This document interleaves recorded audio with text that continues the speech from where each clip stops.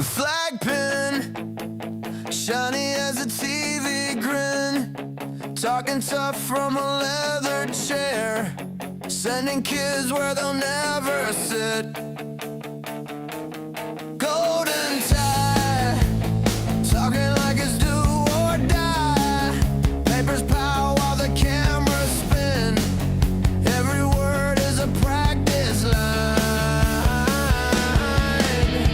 Walks, gotta walk. Big talk, big stage, small cause. Beat the drum, sell the shock.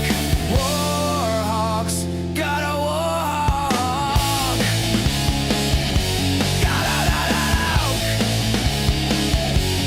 Podcast rage sells fear like a backstage pass. New suit, same old script. Every map is a looking glass. Front row, cheering from the studio glow. Draw the lines with a marker pen. Other people pay the debt again. Warhawks, gotta walk. Big talk, big stage, small cars. Beat the drum, sell the suck. Warhawks, gotta walk. Name the names, then dodge the blame. Call it fate, call it keep us safe. They count votes, we count ghosts. Who counts the folded flags on kitchen table? Warhawks, gotta walk. Gotta walk. Warhawks, gotta walk.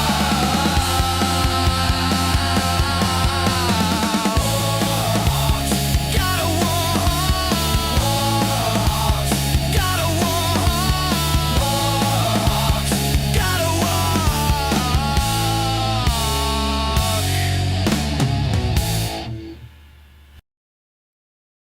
Good evening. Oh, I've got a bit of a problem with my positioning. Let me sort that out. Good evening, everyone. There we go. Quick fix. Yeah, quick fix. Just can't get the staff nowadays, folks. You know what I mean?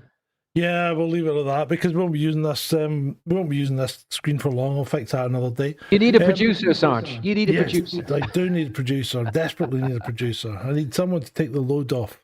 But yeah, what can you say? Right. Cheers. Good evening, everyone, and welcome to Sunday, because it seems like we're doing this every Sunday now. David one week, Ben the next. Sometimes a six baller. You never I know. think next week could be a six baller again. Could be. Last week's six baller, 450 views. Hey, Hey, it was great. for you. But yeah, right. So let's get on with it. Tonight we're going to go through what's happening in this crazy world. Let's start, shall we?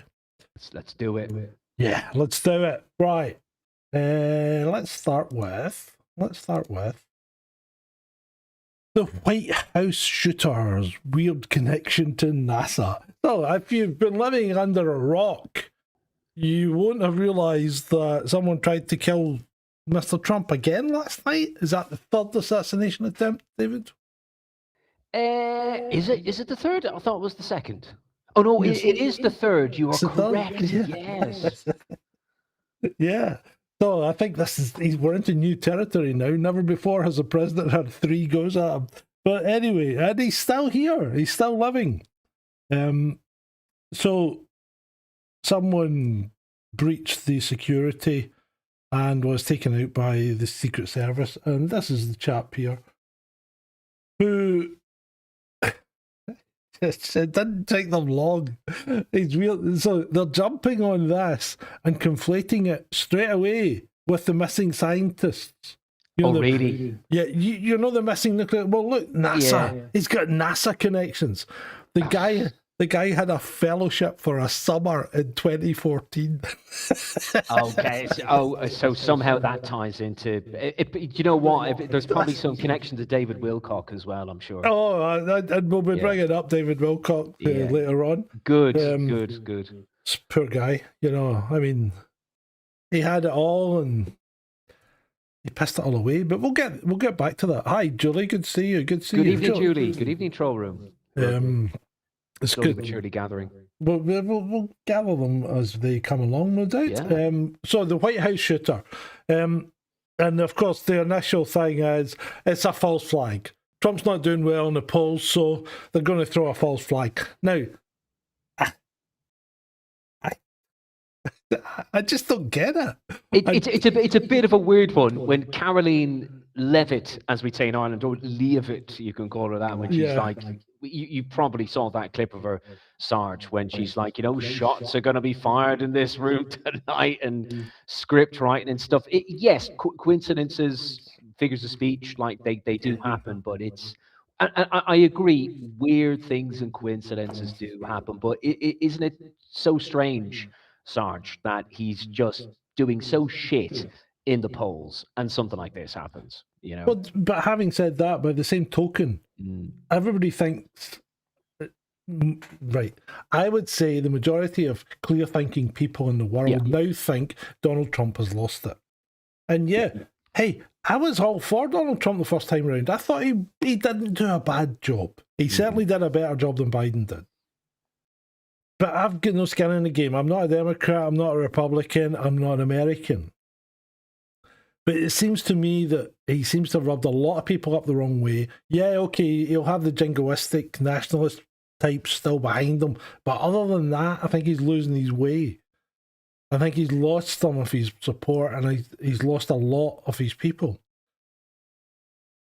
But has that even empowered the left to overstep the mark yet again? Possibly. Because I can't see a country like the United States setting up false flag after false flag after false flag. Yeah, maybe one to do one particular thing, but not just to boost yourself in the polls. And this means, and if this is a false flag, this means the Secret Service is involved, the White House staff, the White House press office. How many people are involved? I mean, you saw there was special ops there as well. There was soldiers and things. So probably some kind of quick reaction force from either the Secret Service or even the CIA. So how many people are involved in this if it's a false flag? How many people? Let's look at some of the weirdness. Let's try to kind of use some facts and some available kind of evidence that's come through the media. This guy Thomas Allen or Cole Allen seems like the kind of like a model upstanding guy. He was a teacher, graduated from Caltech, Californian Institute of Technology, Caltech for short, I think. Yeah.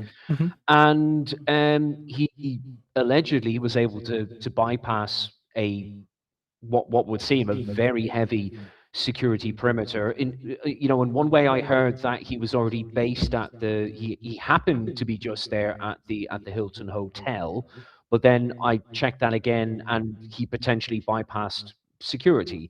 He created or had this like makeshift space, and he had some form of homemade or self-assembling type kind of weapons and ammunition with him as well. And again, I'll mention that word strange frequently. You kind of go, really? How? Shouldn't that entire place be spy swept, bug swept? Shouldn't the entire place be like booked out days in advance before that event, not to allow any penetration of perimeters? When you look into the finer detail, there's going to be some things that really do not add up when you're dealing with that level of top class security for the most powerful man of the most powerful state in the world. Yet we see these security lapses. So what's going on, Sarge? What's going on there, Well, yeah, exactly what's going on. I'm not sure. But Are these just simply faux pas? Could there be something more? You know? I think there's been a marked lack of attention to detail in the Secret Service and all of Trump's doings. Now, I don't know if the Secret Service secretly, if the Secret Service secretly don't really like Trump, or It's a bit of a tongue twister, isn't it? Yeah. Or left wingers or whatever, but there does seem to be a marked lack of attention to detail, especially when it comes to things like the previous one. You know, where the guy tried to take him out, and then the one where there was a guy camping out in the golf course, remember? Yeah. So it's just, it's as if, I don't think it's a false flag, but it's not like the Secret Service doesn't appear to be playing their A game. No, there seems to be. It's like when you have that, you know, even after the first incident with Donald Trump, where he got, you know, skimmed across his head, like, you know, cut in the ear and that. Yeah. You think that the initial response would be, we're never, ever, ever, ever going to lapse like that again. That's such a security, you know, embarrassment. But for it to happen kind of twice and then thrice, what's going on there? And does this all come back to our favourite little state in the Middle East? And their security service? Have they got a hand in this? Because there is no doubt in my mind, right? There's no doubt in my mind that while the Secret Service are the Secret Service, I'm pretty sure there will be people in there that maybe have a split allegiance. You know? Yeah. You know, I just think it seems to be a thing in America that people have this split allegiance. Yeah. You know? Again, it's a very strange precedent when you have this, as I said, this so-called model upstanding kind of guy, this graduate of Caltech, this teacher, who suddenly makes a sudden pivot or a rapid shift into this particular kind of character-based position and carries out such a perpetration, like, you know, an incident, and of course, you know, the theories go so far as was he MK'd, like, you know, over time, is he some sort of patsy that was MK'd, you know, that he was driven towards this, or but he's a teacher. And there is a picture. There's not a picture of him with an IDF pennant in the background. Cannot be verified right now. It could well that could be some conspiracy candy that has been strewn throughout social media for it to be picked up. Deliberate disinfo candy for people to pick up and spread, so people can go, ha ha, conspiracy theorist. Yeah.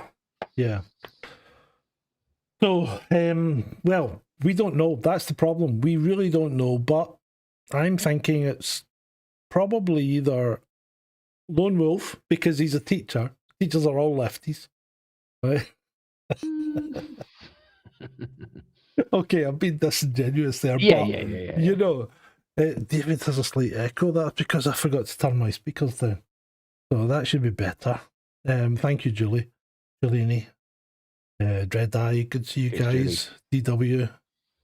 Who else we got? Is that at the moment? Yeah, okay. But I think there's more to come on this weirdness of what happened. Yeah, there's going to be more to reveal. Again, the reactions kind of post event with Trump and some other like participants that we've seen strewn throughout social media being kind of quite, you know, the whole selfie thing, and what's, you know, the guy, the head of UFC, what's his name, John?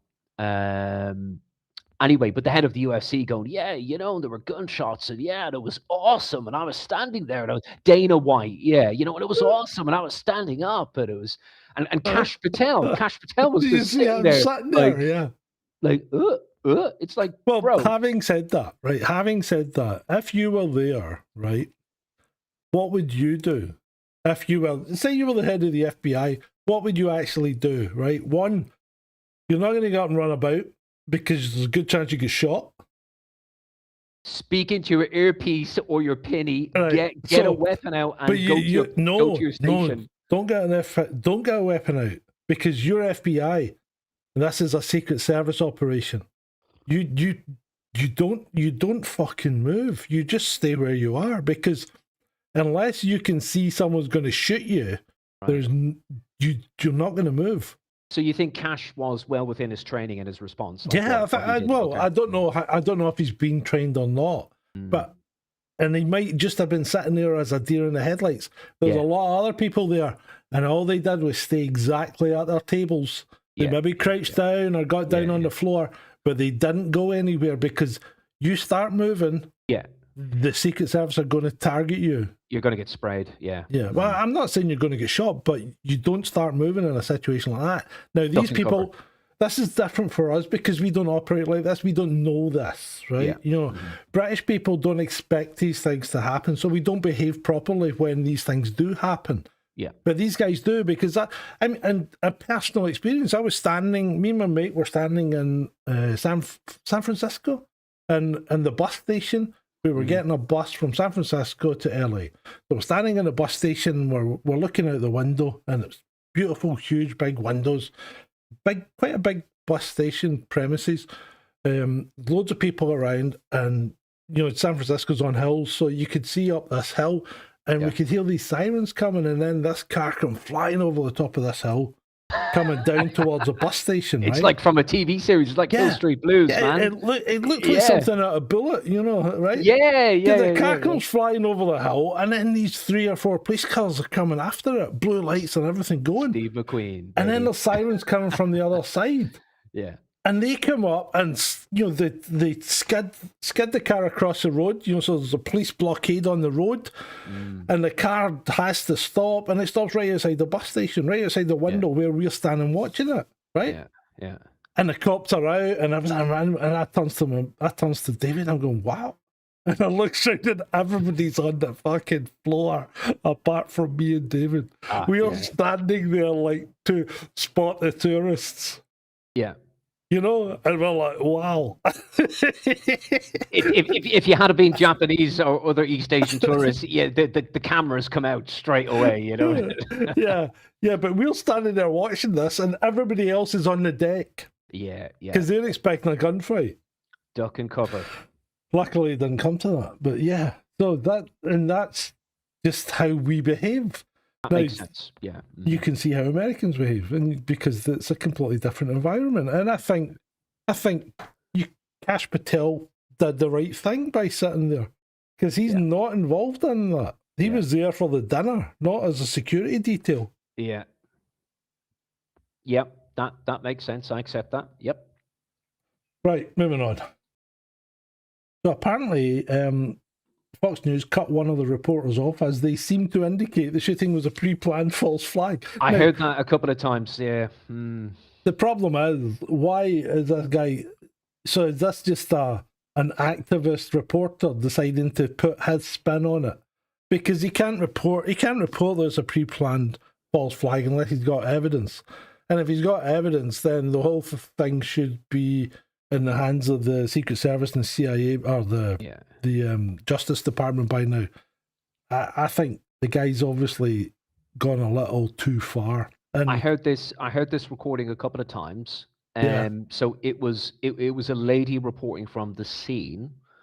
Then probably about 15 to 30 seconds in, the line was cut, and there was kind of like that weird, awkward silence, that gap for up to around like 5 seconds. And the weirdness, I've heard this from a couple of others, you know, observing, listening to that clip, was that isn't it strange? Isn't it weird how there was a kind of an explanation for that, like around like 10 seconds later by the anchor? If it was something organic that they couldn't explain, why are they kind of attempting to say, oh, it seemed a little bit kind of, I don't want to use the word kind of pre-planned, but if it was organic, it could have been the case of, well, we're not sure what's happened there to kind of so and so, but we'll try and kind of like reconnect with them as soon as possible. But it kind of went over to the other side, like it was like they kind of had to, you know, make up something kind of on the spot. It was very strange.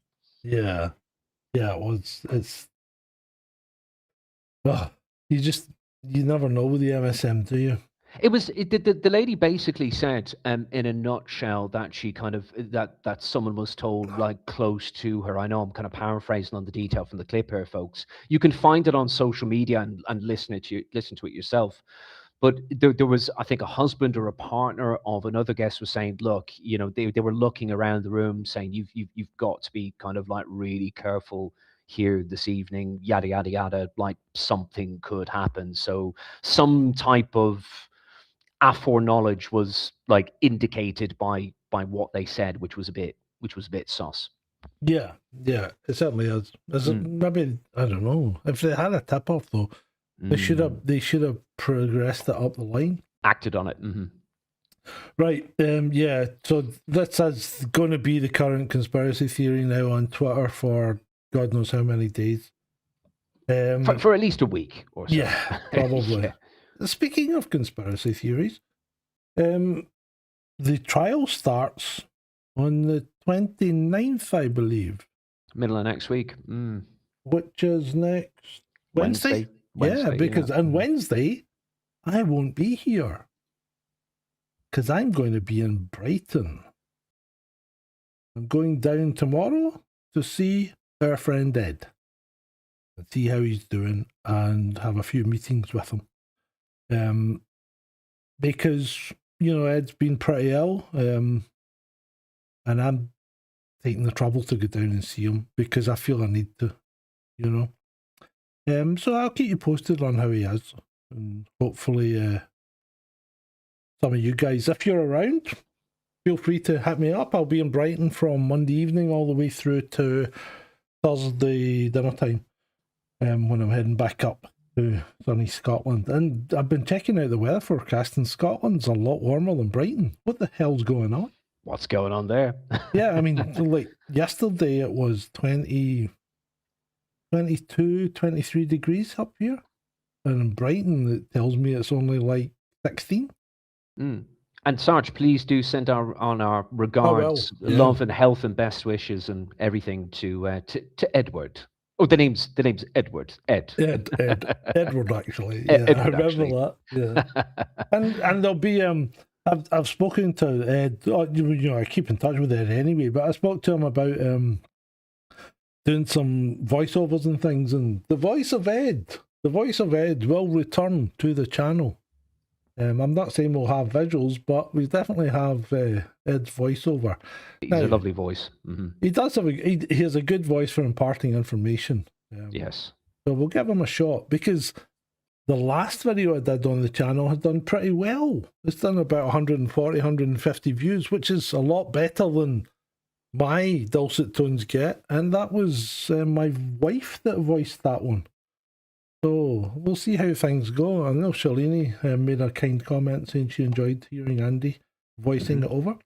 Right, so Keir's trials, or the Ukrainian rent boys trial, starts on the 29th, and Keir prorogues Parliament on the Tuesday, the 28th.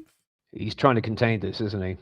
Yeah, well, there'll be no Prime Minister's questions next week. Yeah. And there'll be nothing that Parliament can do, because once it's prorogued, that's it, dead. And if you want to know why, go and look at the video that my wife voiced, because that tells you all about prorogation and what it means. And it effectively means that Parliament can't even be recalled until the King's speech has been read. And the King's out the country just now, isn't he? He's just about to be. He's just about to be. Sorry. He will be en route shortly to Washington. I think the security has been significantly stepped up for his departure and arrival as well. So he'll be going with the Queen to Washington very shortly. Yeah. So it takes the heat off Keir, because nobody can question him, and anything that's in process in Parliament just gets killed. It just dies there and then. No bills, nothing. Prorogued in advance of the King's speech and the kind of the opening of Parliament with Black Rod and all that stuff. Yeah, and it's not reopening till the 13th of May. Oh, how convenient! And this brings us back to, remember in 2019 when Boris tried to prorogue Parliament for 5 weeks. Just before Brexit, and his biggest opponent and loudest voice against it was Keir Starmer. And now Keir's doing exactly the same thing as Boris. He's can't using make it up. he's using it as a tactical move for his own ends, isn't he? Yeah, again, I think with this particular case, with the Ukrainian the Ukrainians and the Ukrainian-born Romanian national guy, is that, oh gosh, it's so many people have bought into this, that Keir is this and this is what happened. Similar to, how Keith Vaseline was kind of, stung in that particular kind of operation, all the dirty laundry Yeah. kind of came out. But I was having this discussion with a mate on the telephone today, and he's completely bought into this. But I kind of said to him, the critical reality is that this may not be what you think. And I said this before in the show, John, like option A, yes, this could be what Keir Starmer did, and it's going to all come out. But it also could be option B. It could be some form of dirty intelligence-led construct to keep him on track regarding certain national and international issues as well. So not condoning Keir, not saying he's a twat toolmaker and all of that, but the reality may be very different and a lot more seedier and kind of complicated than just a quote unquote gay prime minister who has all this like kind of dirty laundry, Lord Ali, rent boys, and it's all going to come out. That may not be the case, Of course, what else happens on Wednesday is the or is it Thursday? The local elections in England and Wales. Yeah. And the pattern is that Labour's going to be decimated. In fact, probably more than decimated. Reform they're going to make ground. I'm sure the Greens are going to make some ground as well. Yeah, it certainly looks like they're going to be decimated. Who votes Green? Yeah, who votes Polanski? Who can look at that guy and think, yeah, I'm going to vote for him? I just think of Shrek, in that Scottish accent, just saying donkey. I don't understand it. I really do not understand it. Speaking of people I don't understand, here's George Galloway. So George Galloway reveals a major cover-up in the UK, confirms the British press is legally gagged from reporting on 3 Ukrainian men accused of arson attacks. So we're talking D notices. How he knows, I don't know. His connections. Probably, yeah. It's a possibility. You can assume that there are some heavy D notices in there, but that does not preclude other news agencies outside of UK jurisdiction and in the West, even the Hindustan Times, even in India, breaking some news about that. So D notices for the UK, yes, but elsewhere? It depends on how it is. It's things like, if it's a super injunction, then that doesn't even apply in Scotland. With that said, it's like super injunction. Does it have extra territorial effect on other nations? No, it doesn't. That's the thing. So it will not stop other nations' press reporting on what's going on. It won't. And we should keep an eye on the European press. But they've been strangely quiet and, almost complicit with covering up this. Is it because Keir is very much on the European side when it comes to Ukraine?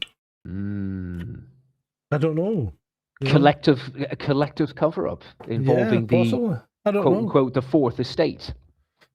The fourth estate. The fourth estate, yes. Right, moving on. 0 hours since the last Labour lie. I just thought that was quite funny. That's a good one. Yeah, and it's probably something that we'll keep on the slide deck because I think we can update this every week. Yep. Right, moving on. We have sabotage. Fire reported at key UK airbase hosting US bombers. Reports indicate a major overnight fire at RAF Fairford, critical UK base used by the US Air Force long-range bomber operations tied to Iran-related missions. So the blaze reportedly hit a commissary building. So a commissary building's what? Shop? Yeah, isn't it? I don't know, John. I'm just going to go with the alien UFO angle here or something like that. It's a cover up, mate. Too early, mate. We'll come to the aliens later. They're further down the line. So what do you think happened here, Sarge? I think there was a fire in the shop. It was a fire in a shop, and pun intended, it blew up out of proportion in the media and on social media. And you've got to be. I mean, this is a US base, right? Yeah. It's not an RAF base. This is a US base. You look at it. They're driving American trucks. They're driving American fire trucks. They're driving American ambulances. Everything in there is American. It's an American base, right? How does it work, Sarge? Just to kind of help educate me and maybe the audience who are watching and listening. So, RAF stroke US base, are they operating within kind of like US based legislation there, or is it predominantly UK legislation? How does that work? That's a good question, and it's actually I've always been a bit perplexed regarding that, militarily speaking. And it's something I've not really looked into in great depth because, to be honest, I always just accepted it as a joint base. But in effect, it is technically RAF Fairford, but it's an American base. It's the same as when the Yanks were in the Holy Loch, it was a US Navy base, even though it's now Faz Lane. But when the Yanks were in there, it was a US Navy base. And when the Yanks pulled out, it became just a UK base. But I think I'm pretty sure that technically it's under our jurisdiction, right? Yeah. But I think it would cause a big issue if we tried to be heavy-handed on it. And the people that are involved on this get off. Do you remember the woman who was the wife of one of the serving officers? She hit someone on a bicycle. I think she either badly injured them or killed them. Do you remember that was the Harry Dunn case, I think. Yeah. She fled. She was the wife of a diplomat, I think, and she fled the country. Yeah. Yeah. She fled the country after that. So hit and run. And then I don't think they ever did extradite her back to the UK. Did they? It rings a bell. I think something happened there. You might want to check. Yeah, there might have been some accommodations made, but I don't think we got justice as it should have been. So what you're saying is there's legally speaking, between the two states, there's a general kind of running agreement, and as long as the UK don't go hard, in certain instances on their American counterparts, the Americans will kind of operate under UK legal jurisdiction. Okay. Yeah. So Shalini said, motorbike. He was on the correct side of the road, and she was on the wrong side of the road, and she never came back. Oh, she never came back. Okay. Yeah, that was swept right under, wasn't it? Yeah. And as I said, I'm not 100% sure on how these things work because, I'm not involved in that. But it's something we could look into and improve ourselves, improve our knowledge on. It's disappointing, just kind of as an outro to the Harry Dunn case. Yeah, if she wasn't pulled back and extradited, so was that the UK government trying to avoid a diplomatic spat by the sounds of it. Well, I think the Yanks were quite. I think they were quite hard on it, and this was during. Was this during Biden? But I remember them saying no. She's not coming back. That's it. Jesus Christ! And I don't even know if he was a diplomat. I think he was just a serving officer.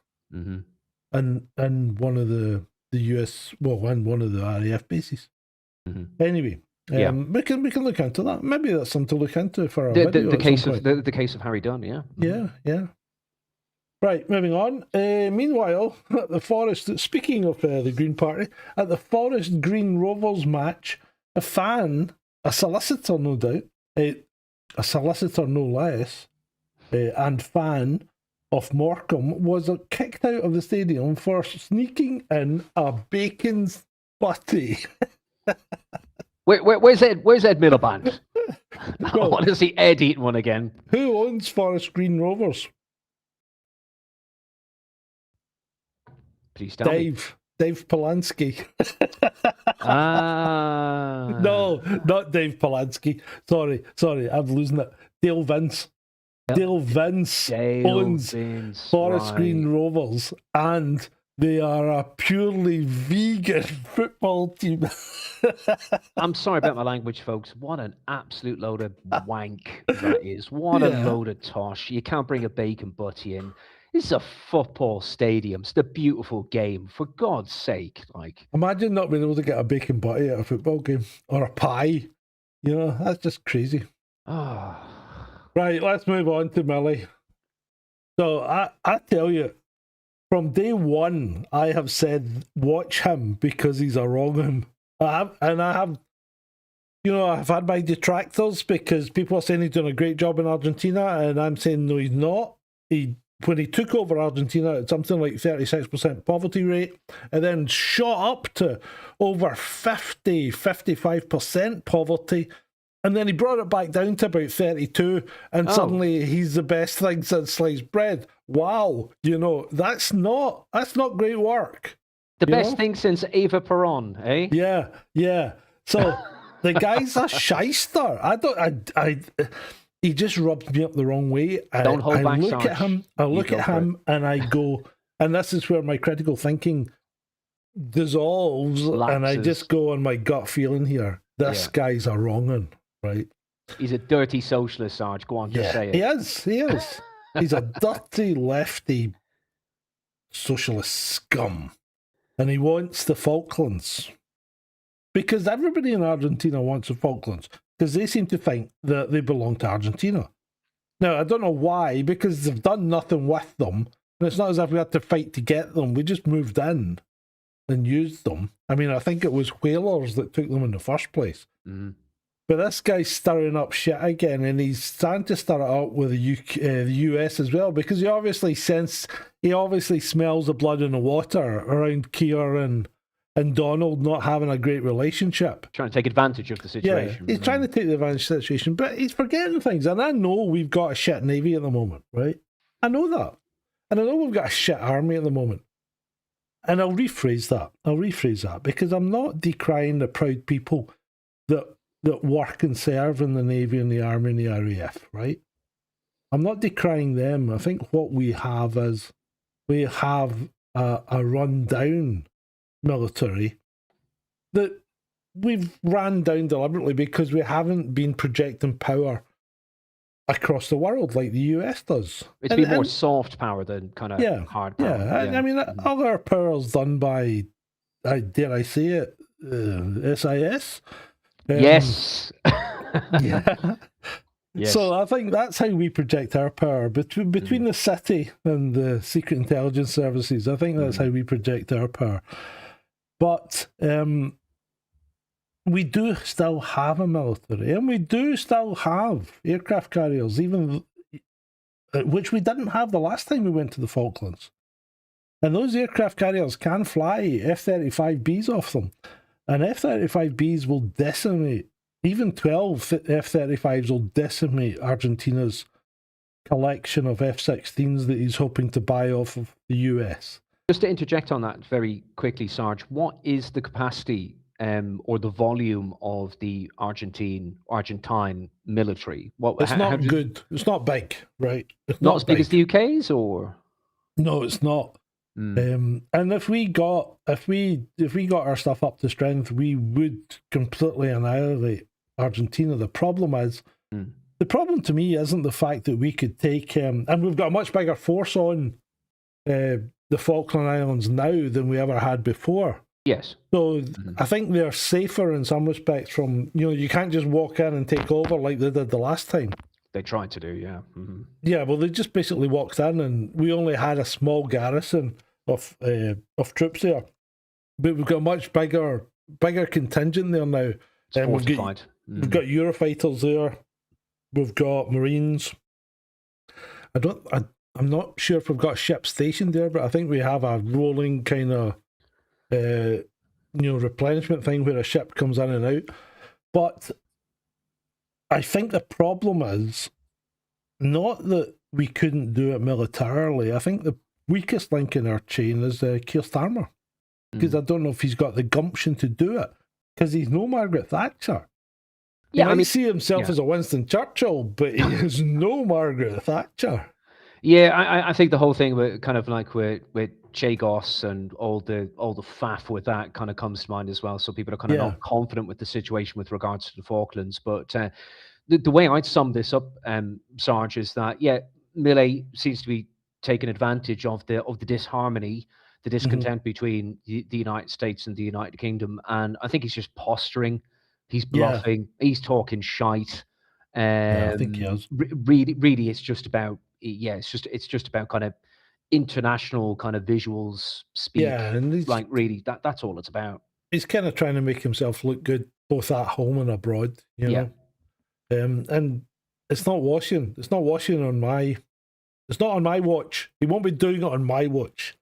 Maybe it's guy. also to provide a bit of cover for the fact that Mr. Milei likes to he likes to take an odd trip to a whaling wall in one of the most dangerous rogue states of the world. He likes to spend a bit of time there with BB as well.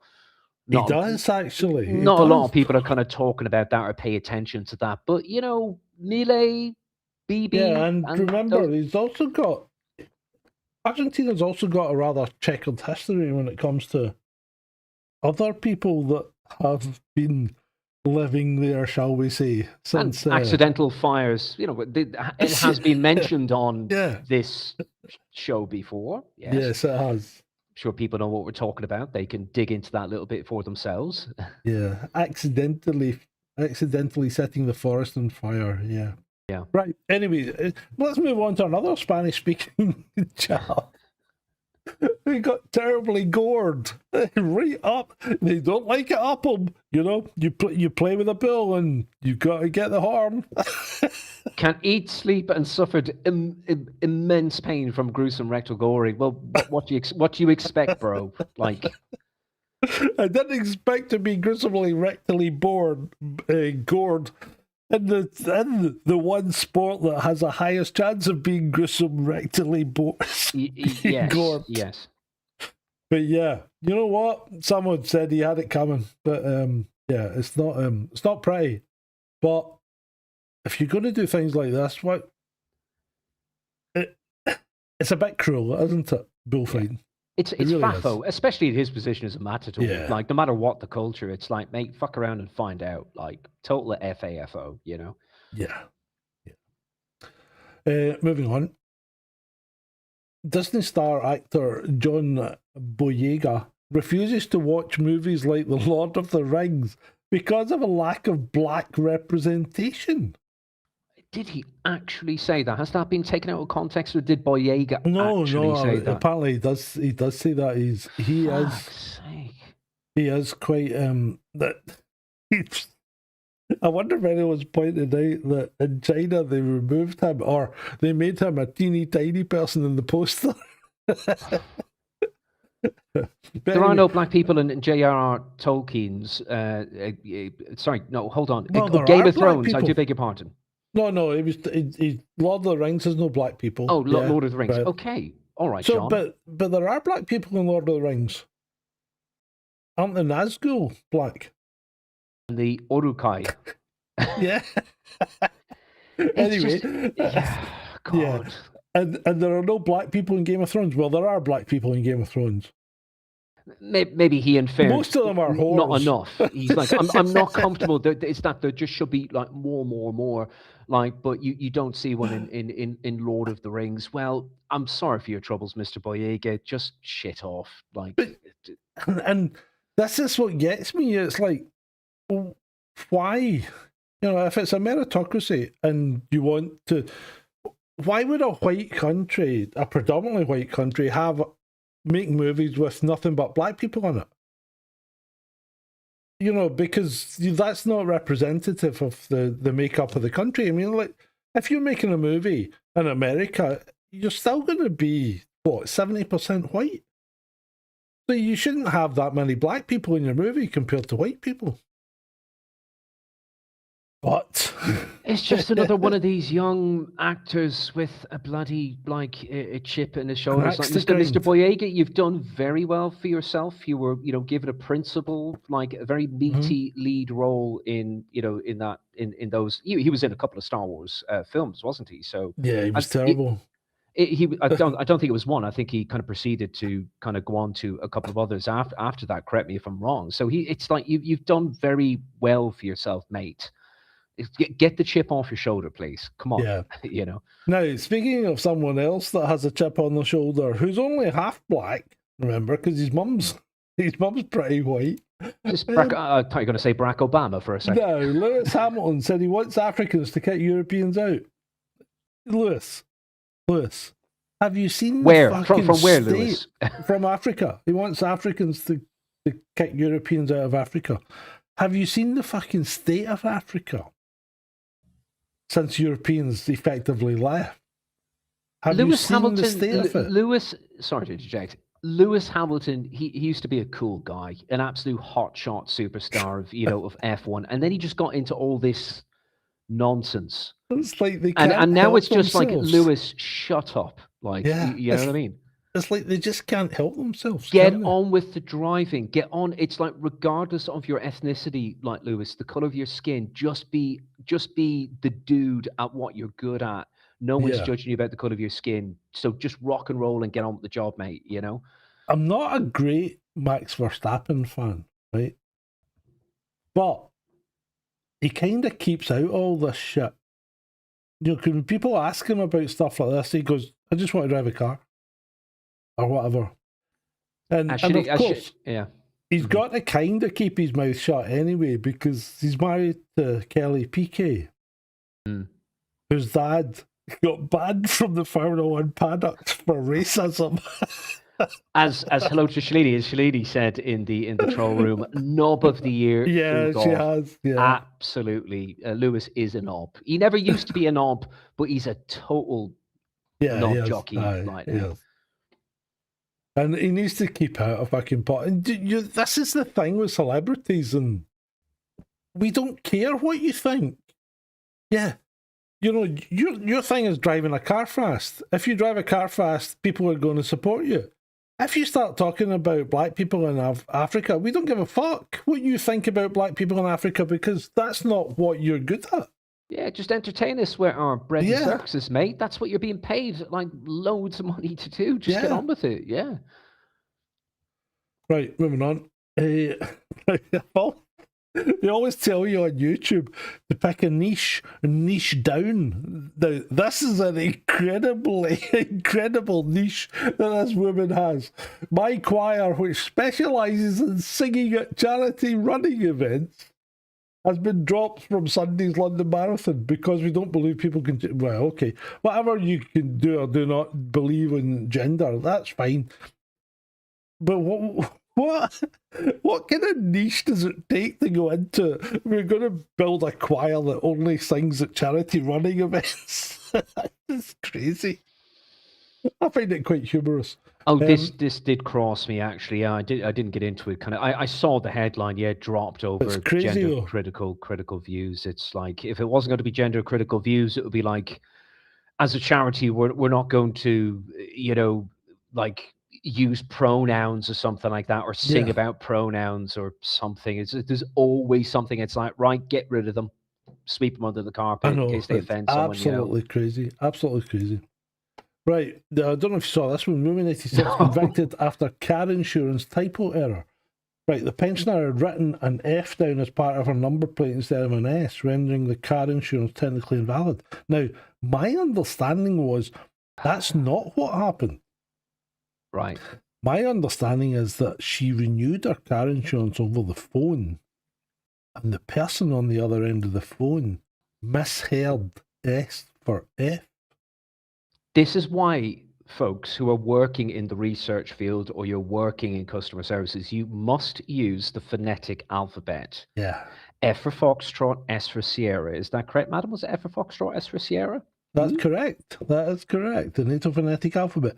And may I also point out, this is why you have to be very careful when you're speaking to people that may not be native speakers of English. Okay. Because if it's an insurance company, the chances are it's a call centre in India. Yes. Potentially. Yeah. I mean, I'm only surmising here. Yes, yes. Mm-hmm. But the chances are it was a foreign call centre and they picked it up wrong. And it was the insurance company that made the mistake. That was their administration error for not checking using the phonetic alphabet, yeah. But by the same token, she got a summons and never went to court. so she never defended it. So she was found guilty in absentia. So if you don't go to court, what can you say? It's just a pathetic case, isn't it? An 86-year-old pensioner, and you said there's more to this, that she was on the phone, so the fault could well rest with the an administrative error. Apparently, DVLA are looking at it and may drop the whole thing. It'd be in their best interest to do so. they- I mean, that's absolutely disgraceful. They might reverse it, and they should. They really should. That's just that's stupid. Yeah, stupid. Stupid. Prince Harry walked through a demined area in Busha. The Princess Diana, like Princess Diana once did. Although she didn't do it in Ukraine, she did it in Africa, didn't she? Bucha. Oh, that rings a bell. Bucha. Yeah. Yeah. Is that where they found the mass grave? Yes. Yeah, that's right. So during his visit to Ukraine, he toured land cleared of mines by the humanitarian organisation Halo Trust. He is turning into his mother. Our friend Techie Adam would have a couple of things to say about that Halo as well. Shalini's on a fucking roll tonight, isn't she? No. Let's use a nice an additional adjective, Shalini. Ginger knob. Ginger knob. Yeah. Harry Hewitt, as he's known to his friends. Moving on. It's Kaka's Corner. So, Kaka says there's now momentum to revisit a range of long blocked decisions. EU leaders are also pushing to move ahead with the 21st sanctions package against Russia. Sanctions don't work. They don't work. There's only... Well, you can't say that, because there's only like 132 sanctions against Russia at the moment. And, they're failing, aren't they? They're not winning. Are they? They work against maybe states over time, maybe like Iran or like Syria. They can be very crushing in those circumstances. But Russia? Well, especially when Russia can just turn around and deal with China. That's the problem. Yeah, and Russia is a massive country with a massive amount of resources. Oil, rare earth metals. You name it, they've got it. Uranium. I mean, America buys uranium from Russia. Still, to this day. Regardless of the sanctions. Right. Little old Estonia, little old Kaka. So much for this guy in Hungary, because he appears to have lain down to the EU. Has he, though? And, well, the EU are saying they can now move ahead with a £90 billion loan. $90 billion loan? Or yes, Orban was effectively blocking that, and there was that kind of bait and switch. They thought, oh, great, we're going to have someone who's like more anti kind of Orban and pro-EU, but it didn't entirely work out like that for them. So I think this 90 billion loan has moved ahead because Orban is gone, like the threat has been removed. But the current incumbent, the current premier, let's see what happens with him. I think Orban is relatively happy about that bait and switch maneuver. Yeah. British fighter jets have just shot down Russian drones over Ukraine for the first time since the war began.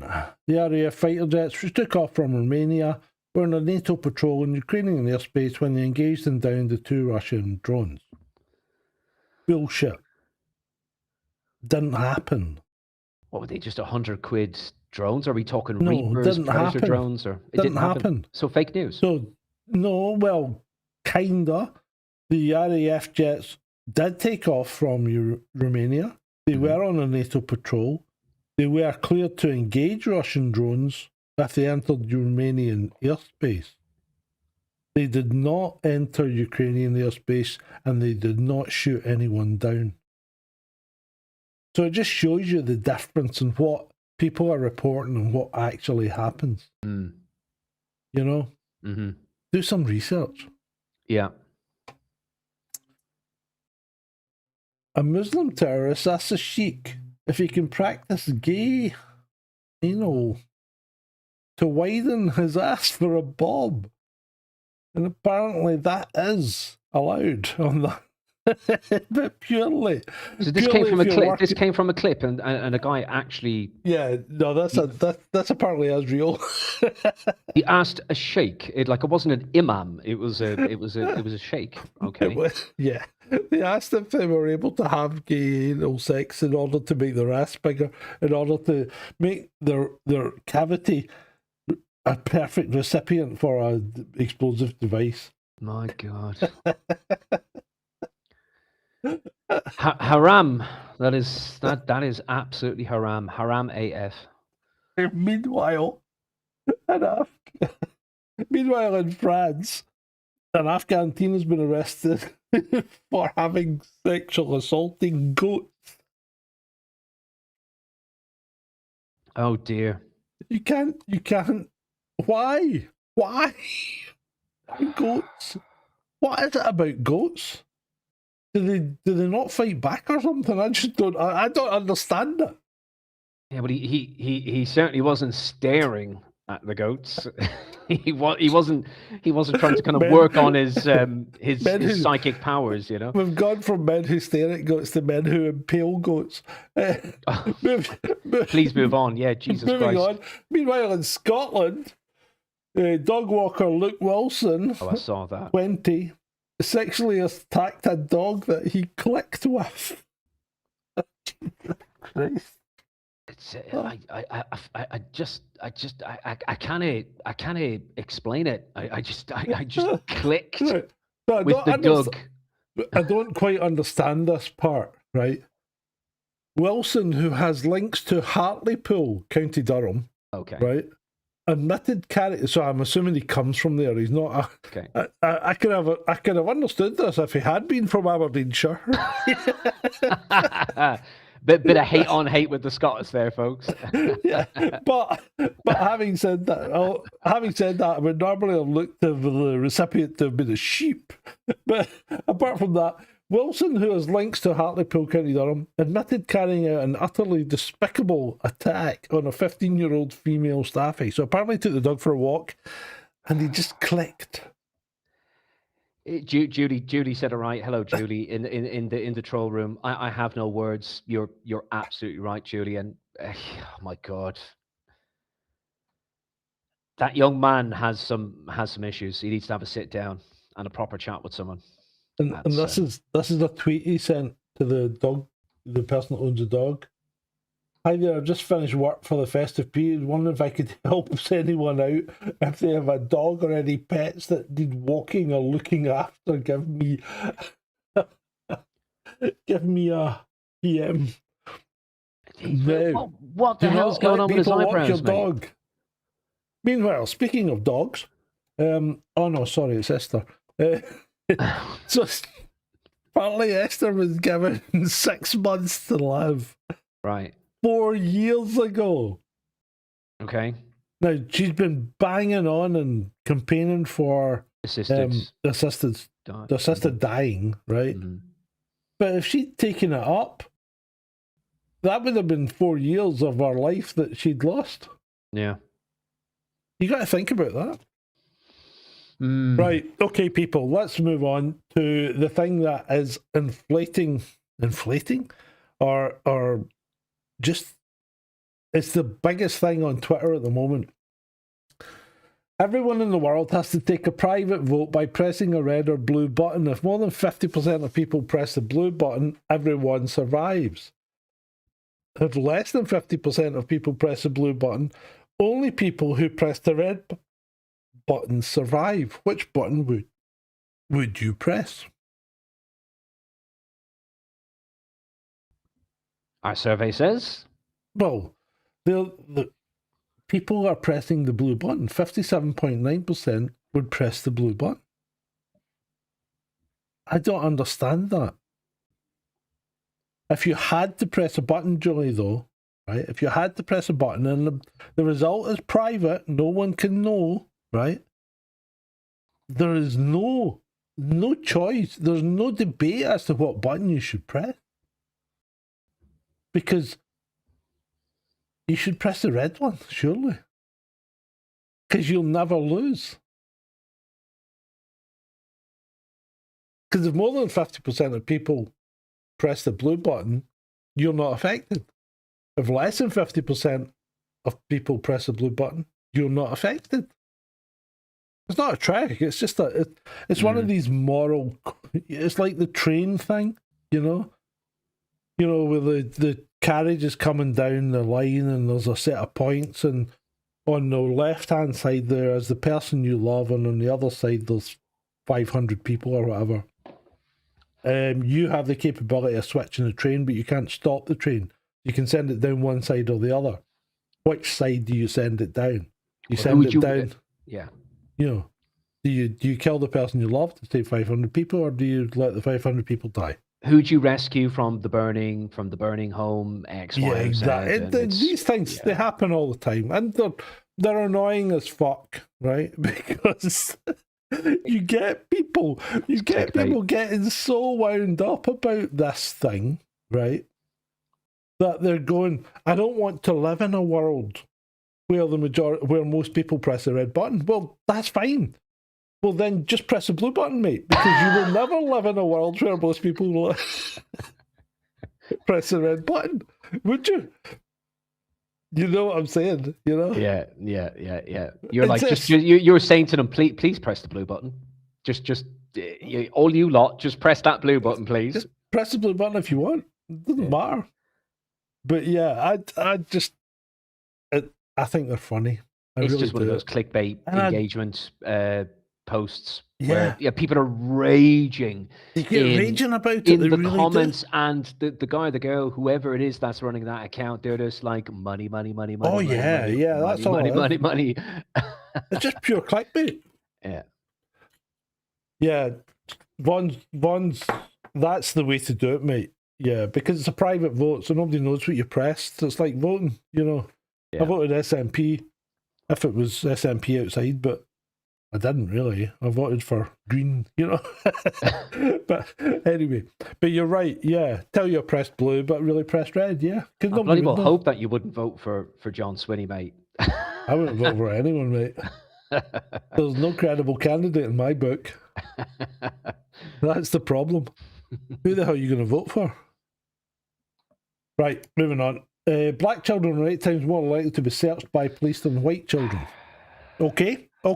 We'll take that as a given. We'll take that as a fact. It's probably right. Okay. Nearly half of all the searches result in no further action. Nearly half, right? That means more than 50% of those searches found something that needed action. So it seems to me that the police are doing the right thing.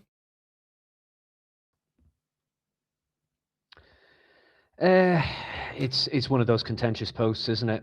You know what I mean? We're getting into some dangerous territory. When you look at the data, there's no contention about it. And that's it. People get very unnerved. Yeah, they do. They don't like it. Raw collated data. They get They don't like it. You just see the dial spinning in their head. You know, that kind of NPC thing where you just see the thing spinning around, and it's like, the critical reality can be very difficult for some people to accept. Yeah. It's like there was a UFO guy on. Then I said, there's been no evidence, there's no proof that UFOs exist. And he's going, wrong. And I'm going, right. Explain. And he goes, I can prove it. And I goes, go ahead, prove it. And he then bombards me with, he must have sent like 20 tweets about things that he thinks are proof of UFOs. And he probably got Bob Lazar in there at one point. Yeah, but he sends you like 20 things that he thinks are proof of non-human intelligence and UFOs. And it's like, none of them's proof of anything. Not one of them's any evidence. It's just people saying stuff or inconclusive pictures. I could give you some proof of non-human intelligence. Just go down to Westminster and just take a look around there during PMQs when it's in session, and you'll see a lot of non-human bloody intelligence there. Yeah, you're right, Vaughn. You're right, Vaughn. Lack thereof, yeah. Oh, right. Moving on. The Russian ambassador ambassador to Italy was summoned to the Ministry of Foreign Affairs because Zelulov called Italian Prime Minister Giorgia Meloni a whore and a fascist. He forgot to add coke-addled. Or he could have said coke whore and could have a fascist. Yeah, he should have. But yeah. These people are on it. I mean, when you see the video that still is taken from, look at her. All you've got to do is look at her eyes. Look at her eyes. She's very expressionate with her eyes. Yeah, bless her. Yeah. But look how how big they are, and how tiny the pupil is. Yeah, she's given Cash Patel a run for his money. Yeah, she is, and she's doing all this as well. She's doing the old Zelensky. But she looks prettier than Cash Patel. I'm sorry. I don't see. This is the thing. I'm not sure about her. She always reminds me of like the. Do you remember Hello? Hello. Hello. Oui, monsieur. Yeah, with Vicky Michelle and all that, and what's his name? Rennie Artois. But do you remember the Sue Hodge? Sue Hodge was one of the waitresses. Yes, the short blonde one. Oh, okay. Right, the short blonde one was Sue Hodge, and she reminds me of Sue Hodge. The waiter from Hello. The waitress from Hello. She's not pretty. Well, she's not that pretty, I would say. Anyway, moving on. I paid $14.99 from an ice cream van. Britain is a mess. No, you're a mess for paying that love. Like why? Why would you pay $14.99 for that from an ice cream van? That is no, but that is like that a couple of quid. Okay, $14.99. You've been ripped off, love. Like, even a fiver, fair enough, right? Yeah. Well, for the convenience of only having to walk to the curb, right? But yeah, I mean, in the UK, right? In the UK, you are no more than 200 yards from a convenience store of some kind or another that's going to have tubs of ice cream. Yeah, true. Yeah. So why would you pay $14.99 for that from an ice cream van? The amount of confectionery, nuts. Yeah, exactly. You could go to like Aldi or Lidl or even Tesco. Yeah. You could load up. Even the corner shop is going to have better value than that. It's just some people just love to just get a bit of validation on social media and just go, I paid $14.99 for this, guys. Okay, Britain is a mess. Indeed it is. McDonald's support chat. Hi there, welcome to McDonald's support. How can I help you today? Feel free to describe your issue below or write a quick summary.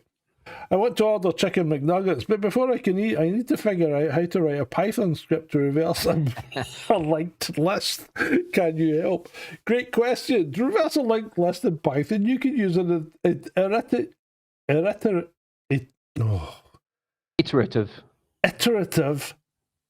approach. This is Claude code. Right? I think there's been a bit of Photoshop here, Sarge, on there this. Might have been. There might have been. But this guy says, stop paying for Claude Code. McDonald's support bot is free. If it's real, it would be a scream. I got to try it. The next time I want a support bot. Give it a try and report back. It'd be a laugh. It'd be a laugh if it really works. Yeah. Right, moving on. And here we are. David Wilcock's biographer died just days before David. So David Wilcock unfortunately committed suicide and died. A shame. He said that he wasn't suicidal. And I'm actually working on a video just now, but saying you're not suicidal is almost like 100% saying I'm going to commit suicide. So you're working on an investigation into the death of David Wilcock? Okay. No, I'm doing an investigation into the psychology of taking your own life. When people say, I'm not suicidal, and then something happens. Okay. Mm-hmm. They almost certainly are if they say that. Especially if they say it in a media where there's a lot of people there, because in their mind, and it might not be thinking straight and it might not be fully conscious of what they're saying, but in their mind, what they're saying when they do that is they're taking control. Mm-hmm. So they have full control, and when they get to that stage and think they have full control, that's when they get to the point where they're focused enough to actually carry out the threat. And is it true, Sarge? Is it true? Has it been verified that yes, indeed, he did owe over $1 million to the IRS? Yeah, he owes the IRS $1.4 million, and he has 5 outstanding lawsuits against him, and other debts totaling tens of thousands. It's sad, and it's sad. It's a tragedy that this man has died. But in some sense, kind of my blunt reaction would be, it's like David Wilcock. He heavily grifted. Oh yeah, lived by the grift, and has he died by it from what he got himself into? And I think he invested all his money into aircraft company or something like that, and the whole thing went up. So he lost a shitload. I think he did very well out of his 2012 like Mayan stuff and like UFOs and being a reincarnation of Edgar Casey and all of that. I've known about like Wilcock for years, but yeah, very very sus with what he was involved in. Yeah, but yeah, he's I mean, I think it's a shame for the guy, but I don't think there's anything suspicious about what he did. Regardless of what you and it's like when you look at people who have said they're not suicidal, and then you find them dead like weeks or even days later in some cases. Doesn't necessarily mean foul play from an external kind of bad actor. Almost certainly doesn't mean foul play. I mean, like, think about it. Why would anyone take out David Wilcox? I mean, the guy's...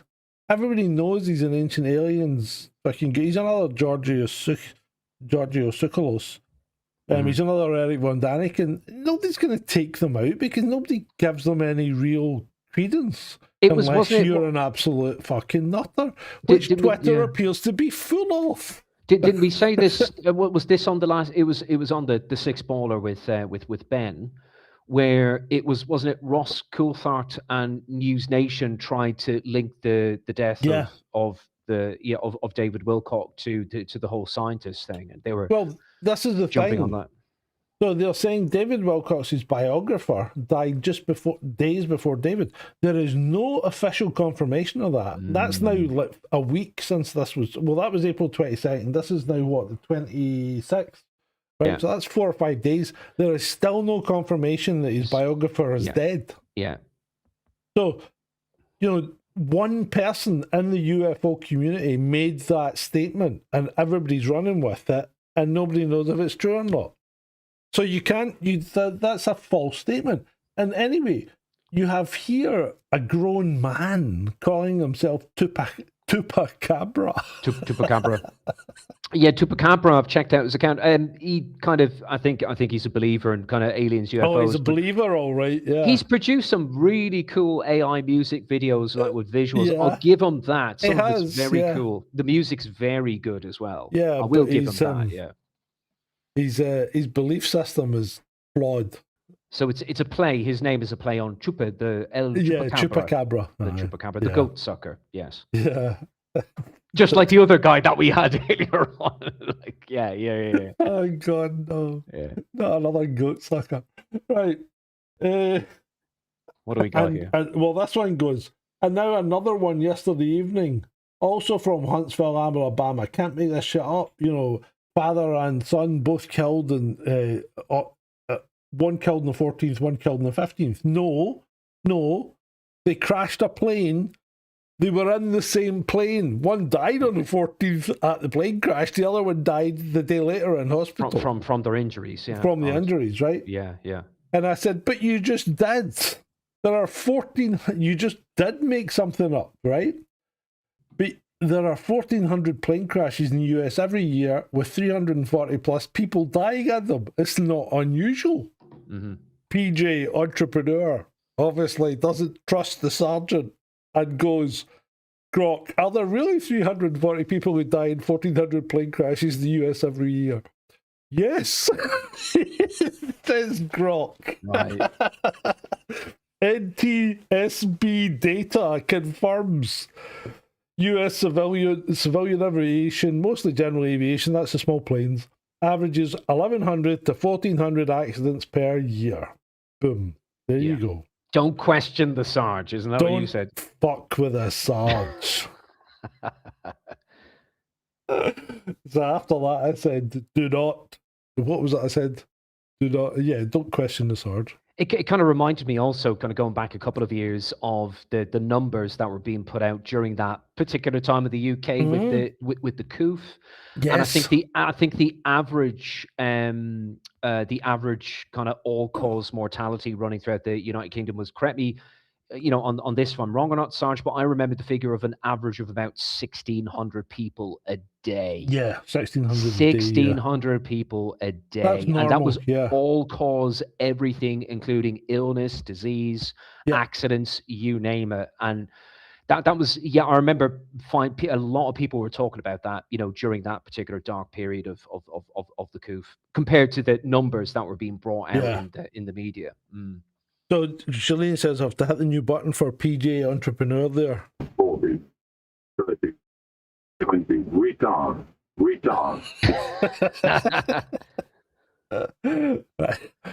So no, you're right.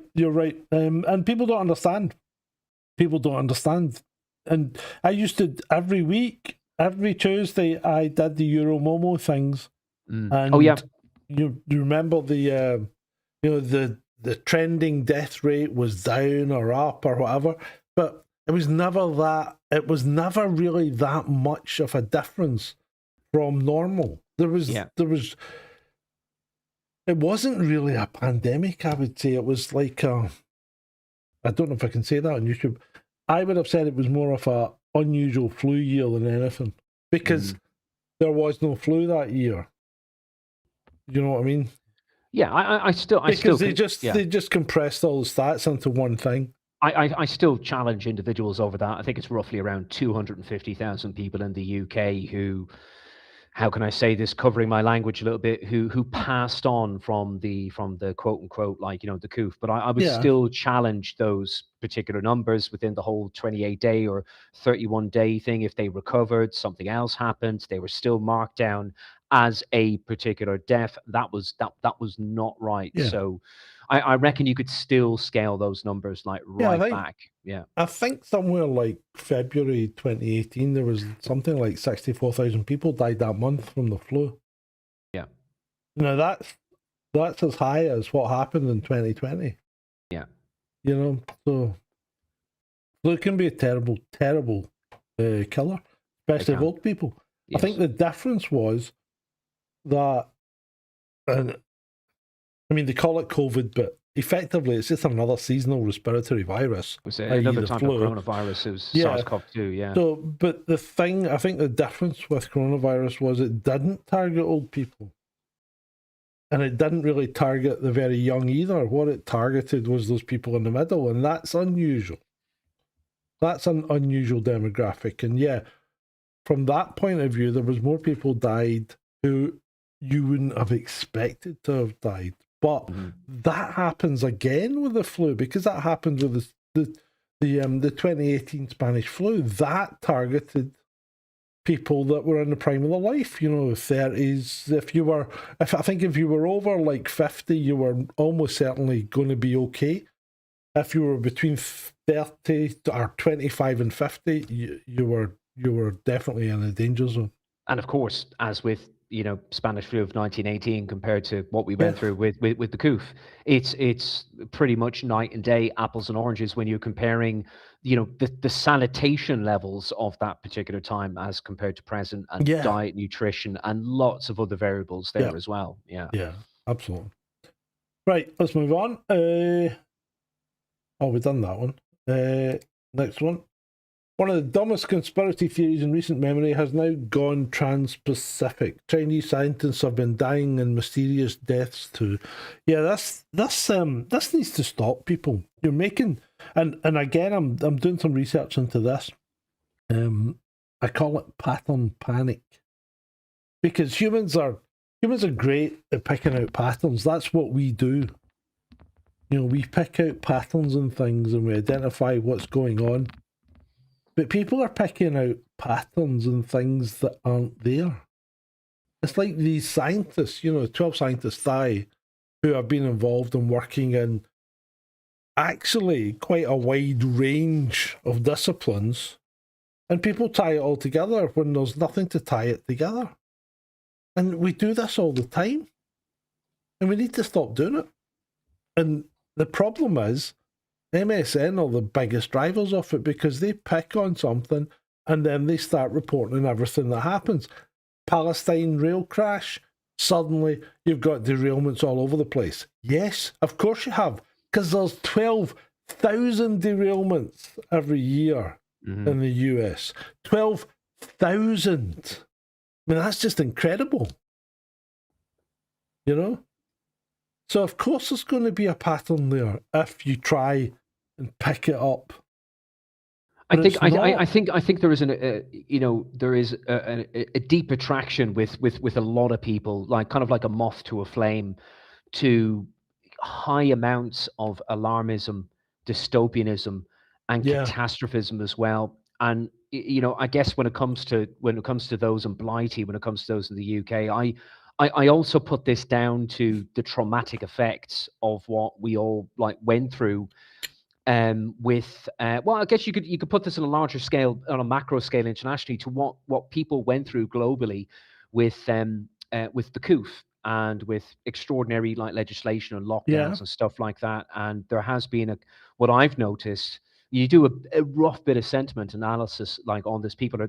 Some people seem to be kind of more prone to a hell of a lot more catastrophism and alarmism as a result of what happened to us over those particular years. There could be a correlation there. Yeah, I think you could be right. And this is why you really need to try and look at things critically and look at the evidence before you start. I mean, it's like my critical thinking thing.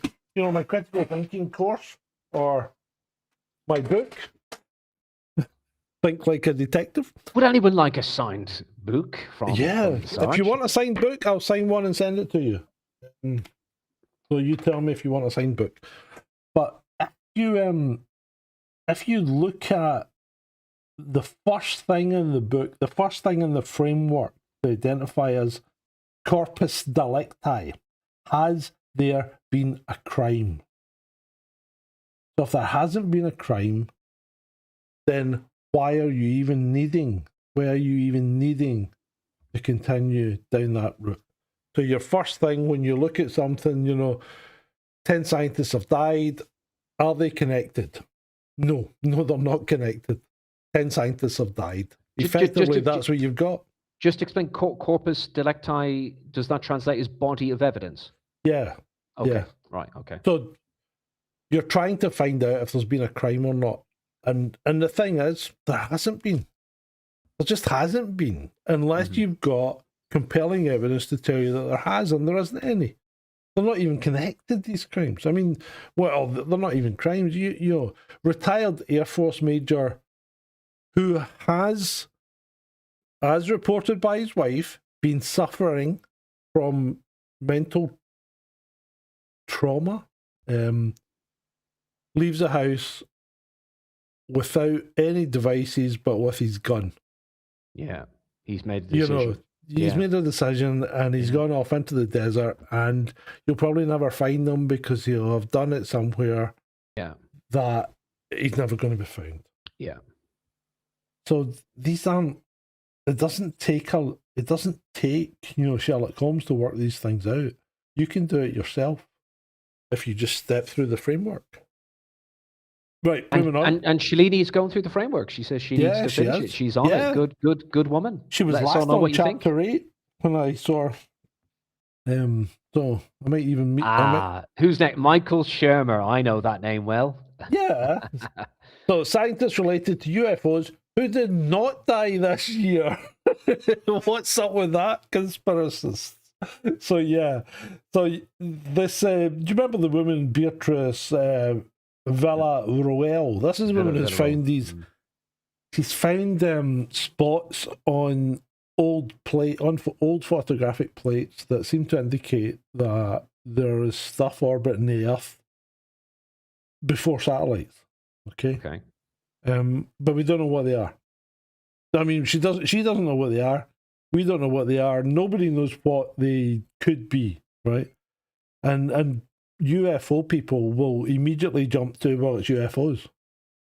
But if you've got them in, pre-satellite video or pre-satellite sky surveys, why haven't you got them now? What's the difference? Why can't we pick them out now? So these are the kind of things that you need to start asking when you're looking into stuff like that. But if she's saying that there's UFOs before we had satellites, why hasn't she been taken out? Because obviously she would be a prime candidate to take out, wouldn't she? And he's got a point. There could be a logical explanation. Yeah, what were those things that were hovering in the skies or orbiting? Potentially some fragments of some other kind of structures, like, I don't know, like a fragment of a comet or an asteroid or something like that, or a meteor. I don't know. I'm spitballing. Dreadeye says a speck on the lens. Well, apparently not a speck on the lens, Dreadeye, because of the way that they move and things like that. But it's a photographic plate from the 40s and 50s, so I don't know. It could be anything, couldn't it, mate?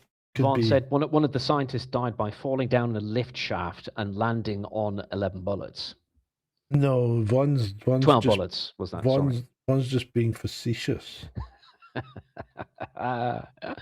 Remember, in Corpus Delicti, and Vaughan is and has been found to be an arsehole. But you love him, really. You love Mr. V. No, yeah, of course I do. Yeah, of shrinking course. Penises and night terrors among the 200 slow drip disclosure symptoms found in study. Oh, so we're on to taints now. Taints and penises. Okay. Yeah, so apparently, study of the slow drip disclosure has found that people are having things like suspected signs and symptoms of slow drip exposure ranging from tinnitus to brittle nails. A study from University College London's Sainsbury Wellcome Centre. What the fuck are these people studying? Shrinking penises and night terrors among 200 slow drip disclosure symptoms. The slow drip. What? The slow drip? Well, they're talking about the fact that we've been going on about disclosure is coming for, I don't know, what, 10, 20, 30 years now? But what are these people actually studying? This is just made up nonsense, isn't it? Yeah. Yeah. Shrinking penises. Slow drip like it's a thing. Yeah. Oh, good grief. I just don't know. Right, moving on. Good luck convincing me that this guy is not a hybrid human alien. That is some heat. And talk about Pinky and the Brain, the Animaniacs, or I'm sure I've seen him in some Disney animation before. Do you remember the comic 2000 AD? Judge Dredd, yes, of course. Yeah. Do you remember the Mekon? No. I remember the Mekon. I'd have to check that. Yeah, check that out. He's the Mekon. But that head is big enough to have its own weather system, isn't it? That's it. Listen. Thanks to my mum, I've got quite a cranium. I've got quite an egg-shaped head, but that is a cranium, baby. That is a cranium right there. That's that is good. Right, moving on. Now these kind of tweets really rip my knitting, and normally what I do is I block the people that put them out because I'm feeling hungry now. Yeah, but what Mekon was in the Eagle, really? The Mekon was in the good God. That's going back in time, isn't it? Anyway, it was the Mekon not in 2000 AD as well, so alarm. Check that out. But anyway, back to these tweets. These tweets really rip my knitting because they're just complete and utter, clickbait. But this guy goes, "Look, I'm British." It's because the clickbait tweet is, "If ketchup wasn't available, what are you adding to this?" Yes. Nobody fucking adds ketchup to baked potato. Surely. I like a bit of ketchup on everything. I may do. I might on a not baked do. but- potato. I mean, the guy's right. Look, I'm British. I'll take the food hate, but if someone I knew was considering putting ketchup on a baked potato, I'd have them committed. Right, get the cuffs out, Sarge. You can commit me. There you go. Holy fuck! I don't believe you would put ketchup on a baked potato. I don't know. I like ketchup. I don't know. Oh my maybe, god! maybe Oh not, my like- god, David! Just fucking. Oh my god! You've turned me Forgive into me, Ben. forgive me, Your Honor. I'm Irish. I'm a little bit strange like You've that. turned me into Ben. No, Right. Ben will be like, David. Let me tell you something, David. Hello, Ben. Love you, mate. So, this guy seems to tweet that in all seriousness. That is not, nor has ever been how parentheses work. By your logic, parentheses, 2 plus 3, close parentheses, squared, would equal 25. Hint, the answer is 13. No, the answer is 25.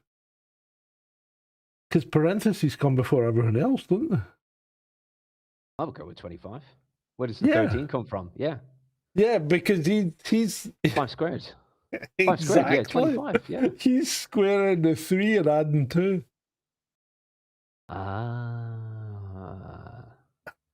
Well, how the fuck is he even getting that? More clickbait shite, Sarge. Yeah, it is clickbait shite.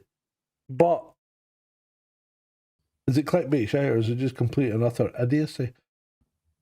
2 teachers have been banned from the classroom for life after a string of vile and disturbing incidents at a private school in Somerset. They played cricket with a dead pheasant they found on the road, encouraging pupils to hit the carcass with a bat on the playground. They also slaughtered live baby chicks in front of children and made them play bat and ball with the body of a young cockerel. Even worse, the teachers routinely called vulnerable pupils donkey. I can't say that word, can I? Something, okay. Yeah, we used to use it all the time because it was a real word. Yeah. Window lickers. Lèche vitrine, as the French would say. Okay. Soft cunts, I think I can say that. Oh, Fat okay. twats, fat cunts, mongs, and mong face. They also referred to the house for children with extra needs as the spa something. house. Yeah. Mhm. On one occasion, they threw stones and eggs at the children while hurling the same insults at them. The head teacher and deputy head teacher were also involved in the misconduct and have now been banned. Well, that's great, but that was my fucking school upbringing. I mean, really, if you lived in the 80s or 70s and 80s and went to school, none of that is unusual. Fuck's sake. I remember there was a girl I fancied in biology class and I got her attention by flinging a rat's ear at her while we were dissecting rats. You just couldn't. You couldn't just like throw it like a rubber or like a pencil at her. It had to be. No, a rat's ear. Well, at least I didn't do an RFK and cut out his penis. Oh yeah, the dead raccoon job. Yeah. For further study. Right. Now, here's actually a statement that I can get behind. Kentucky Girl says, I'm going to go out on a limb here and say I speak for the entire global population. We do not want to see this sex tape. Thank you for your attention to this matter. Sorry, Gary McKinnon. It's like a dwarf version, with a medieval haircut of like Gary McKinnon or something like that. It's my God, like. Who's Gary McKinnon? Gary McKinnon was the infamous autistic Oh yeah, right. British guy who hacked. He hacked. I don't think he looks more like Spock. Anyway. Gary was he did that very controversial hacking. I think was it Pentagon or another military base looking for UFO pictures, and he found a couple of things. Yeah, She looks like the fucking, what's his name? The Lord out of Shrek. yeah. Who's that? What was his name? I can't remember his name. But anyway. It's a very unfetching hairstyle, Miss Thunberg. Yeah, let's wait and fix it. Anyway, moving on. Misgendering a pet can result in serious micro subconscious distress. Pay attention to clues. Your pet will let you know, is her their star? I don't even know what we're talking about now. Through things like body language, toy preferences, and reaction to gendered pet clothing. Is that a serious account? And PhD in what? Like, these people are is nuts, that a mate. I wouldn't be surprised if it was like a real person, a real account. But that's it is. Now, Misgendering. the next one, full disclosure, is not real. But when you really wish things were, right? New uniform of the Bangladesh Forest Department. That's a joke, seriously. But could it be true? Yeah. No, it's a joke. It's a complete and utter fabrication. But Jesus Christ, you really wish it was true, don't you? My God, look Python pants. Oh, Jesus Christ. Can a leopard or a tiger just eat them right now, please? Like, just... you really wish it was true. I love that. Right, moving on. Speaking of things that are true, Narendra Modi, the Prime Minister or the PM. Yeah, he is the Prime Minister of India. No, Modi's the PM. Yeah. Mm-hmm. Yeah, cheese from India makes its mark globally. Absolutely bloody not. I'll stick to UK cheese. I'll stick to Irish cheese, even better. India made an impressive debut at the Mundial in Brazil, which is a vibrant international Sorry, you can pronounce that for me? Mundial do Coelho. Right, okay, in Brazil 2026, which is a vibrant international competition for cheese and dairy products. 4 Indian products won medals, including 1 super gold, 2 golds, and 1 silver. The last thing I'm ever buying from India is cheese. When I was in India quite a few years ago, I don't think I ever had cheese. Honest to God. Never cut the cheese in India. Well, the cheese will be cut for you in more ways if I want it. Jeez. Right, last slide. Modi, he's good for a laugh. He's good. Sorry, Florida woman really didn't see it. She didn't fucking see it. Lifted truck tries to park on top of a Lamborghini. Vaughn just said paneer. Vaughn, you are correct. Yeah, absolutely paneer. Yes. I've never had it. I never would. I will never touch anything. I stand corrected, Mr. V. I did have paneer. Yes, absolutely. Never had it, never will. So anyway, this woman decides she swerves into the parking space and parks on top of the fucking Lamborghini because literally she couldn't see it. That's just crazy. Poor Kit. It looks a little bit like the Hoff's vehicle from Knight Rider, just a little bit more modernized version. Poor Kit. Bloody hell.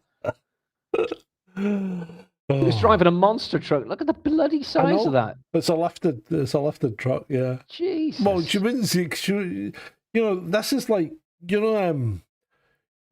it's like some of those trains and things. When you're looking over the bonnet, you actually can't see anything that's closer than what? In that case, I would say something like 20 feet. Anything closer than 20 feet, you're not going to see it if it's on the ground. That's just too low to come into our vision. Because you think she's there and she's looking out, and if she looks down, the closest she can see anything is on that angle, right? So it's a way over. It's a way over the edge of the screen before she could actually see anything.